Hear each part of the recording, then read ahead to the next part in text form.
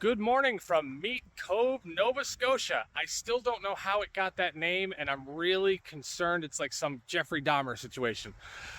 But look at this place. Holy shoot. Wow. I know if the moto photo guys saw how blown out I let the sky be, I'd be in trouble, but hey, they're professionals and I do this half-assed. Let me just say, it is a wonderful place to be. Meat Cove has hiking that we unfortunately are not getting to today. There's 2 or 3 peaks here I wish I could get onto, but hey, it was great just staying here, camping overnight. The weather was perfect. High 60s, light breeze, the sound of the ocean behind you. It's been an amazing stop. Hoping that this side of the island is better than the last.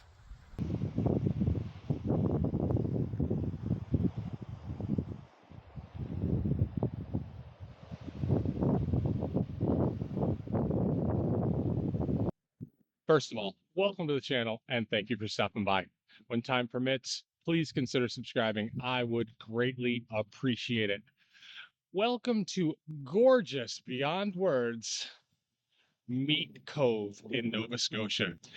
This is the first campsite that was planned and actually worked out for us. And aside from the fact that it's not exactly flat, it's gorgeous. I mean, look at that Rocky Mountain. Look at that Rocky Mountain. Look at the ocean behind us. Again, we had the sound of the ocean just helping me sleep. I found it incredibly soothing and relaxing. I hope you can hear me because there is a constant light breeze that feels wonderful. I mean, it's only 69 degrees, but it just feels invigorating this morning. Just wow, what a campsite. Now, these peaks can be hiked. Okay, you can't quite see the one over there, but there are 2 peaks that can be hiked. There's more hiking in the area. I said this morning to Jason, this is the first place on the trip that has made me say, I want to come here. I would love to come here, spend 3 days and hike these peaks, to spend a little time down on the beach. It's just that beautiful here. Unfortunately, it's going to rain today. So while Kristen said maybe we'll take a rest day here, if we took a rest day, we'd just get rained on. Now, let's go hope there's a lot more of this view in the future. All right, goodbye Meat Cove, an absolutely great place to camp as long as you have no more than 2 tents per site. Definitely a little tight if you want to get more than 2 tents in because it is on a cliff face going down to the ocean, which makes it awesome. Had a fantastic night's sleep, just enjoyed being here. There are hikes up to these peaks and wow, I wish we had time to do them, but the rain would just hit us anyway. So we're not here on the best time, but honestly, things were fantastic weather-wise, view-wise for the whole time we were here. And if you have a good weekend or a good 2 days here, I bet these hikes are just stunning. And the views, even if you're not into hiking, just sit there and look over the rocky beach of the beautiful ocean. One young lady claimed to have seen a whale, but unfortunately it was gone by the time she mentioned it to the rest of us. Not sure we can get a view. But this was a beautiful, beautiful rustic campsite. They have a Starlink, which gives you a little bit of internet. You get into some Instagram. You won't be streaming video, but you can get some of your pictures, get your email, get your messaging done. That was a nice feature. If you do come to Meat Cove, though, you better like shellfish or there's not going to be any food at all. So, if you're like me and an aficionado of red meat, pack your food in. I had roast beef, and I certainly enjoy that more than I do shellfish. No lobster for me. Jason said the lobster would have been great if it was warm, but unfortunately it was cold. There's our view.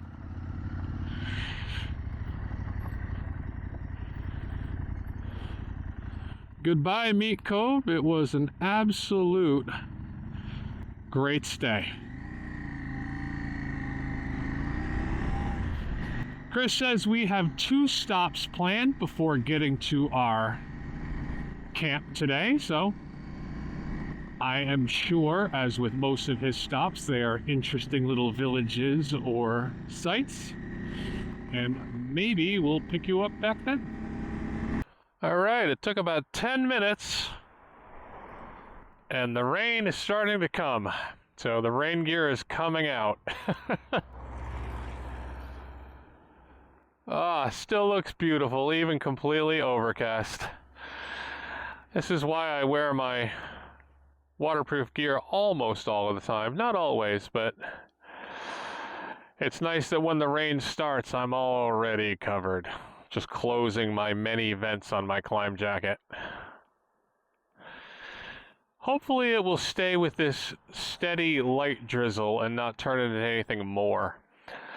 The clouds, I hope you can see them, are moving really fast. If we're fortunate, this will blow right over. But we shall see. So Chris came over to explain that we were heading down towards that cove. I believe that's the one where they have whale watching. After all, the sign said guarantee sea whales trips. But the weather is going to be poor soon, and it's already not amazing. So we are heading down south, hopefully to get out of the weather.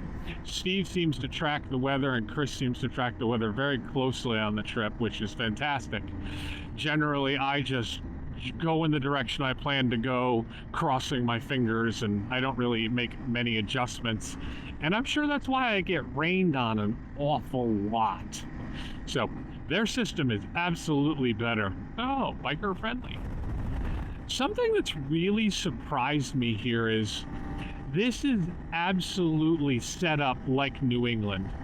Small town, small bays with businesses around them. But where right now, in the middle of August, anything in Maine is going to be just packed with people. Hey, I stayed in one of those in Jordan. Not a great experience. So, wow, I need to stop saying so. All right. What I've found is all these little towns are empty. I mean, there's almost nobody in any of these little villages. It's like when you show up at the very end of tourist season, which I guess August is the end of tourist season here. It's quite shocking.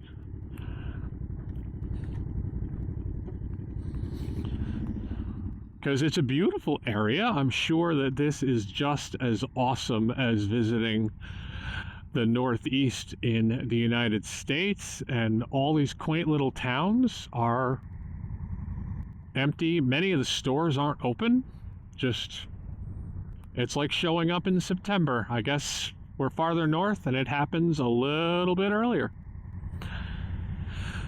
All right, again, I have no idea what we're doing. Oh, camera change. Okay, yeah. This is why they get all those great angles.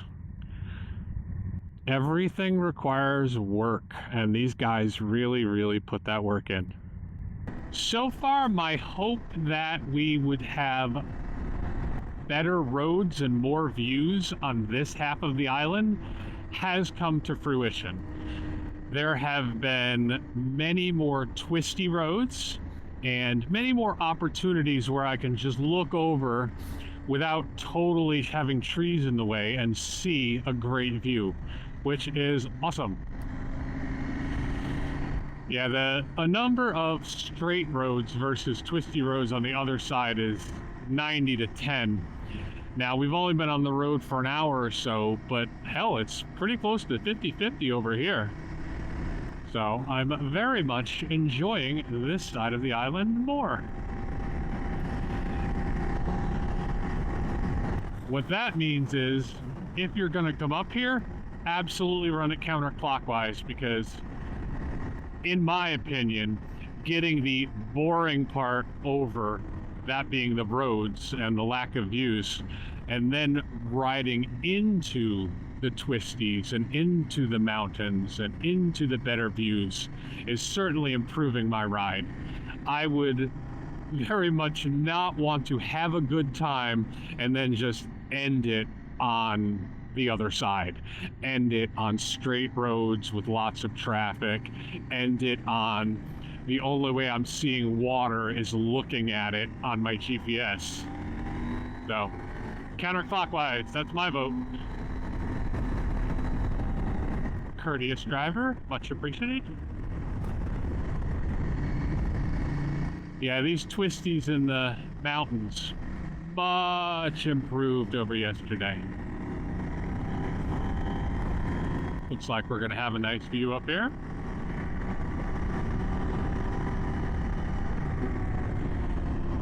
Look at that. Oh, you probably can't look at that, but I can look at that. And trust me, it's beautiful. And these twisties, they're fun. I'm not exactly going to speed through here with at least 100 pounds of luggage on the bike, but I'm still enjoying them. Look at that valley.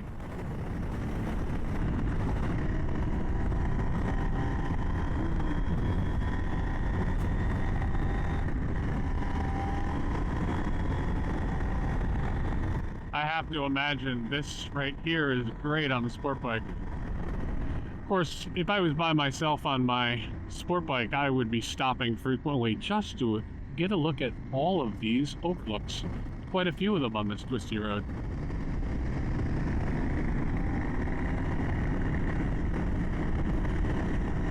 Well, back to enjoying the road. I will talk to you later.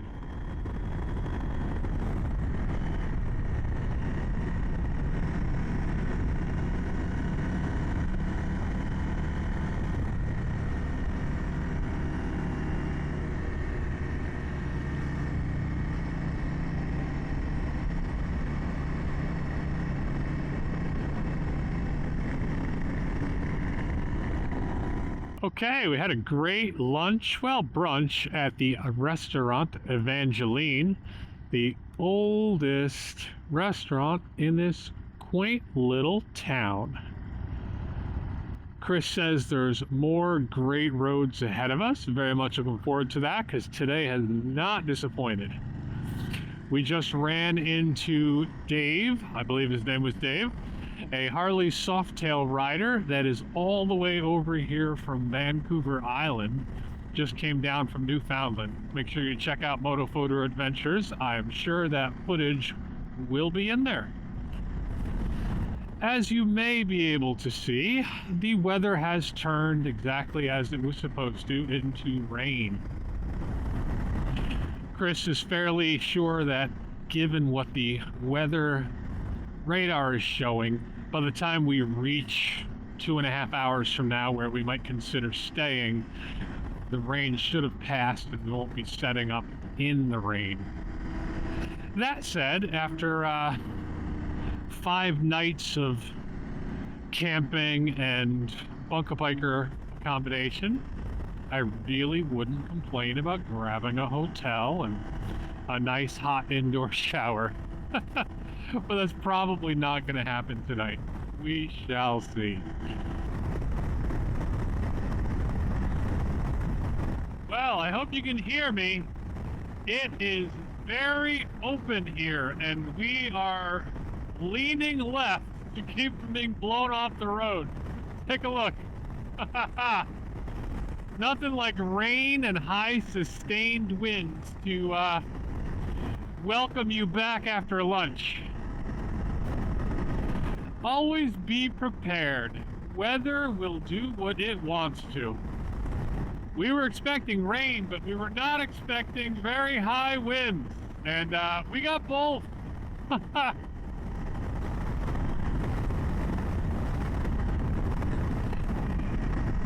Take a look. I hope the GoPro shows you what's happening to these trees, because that same thing is happening to us.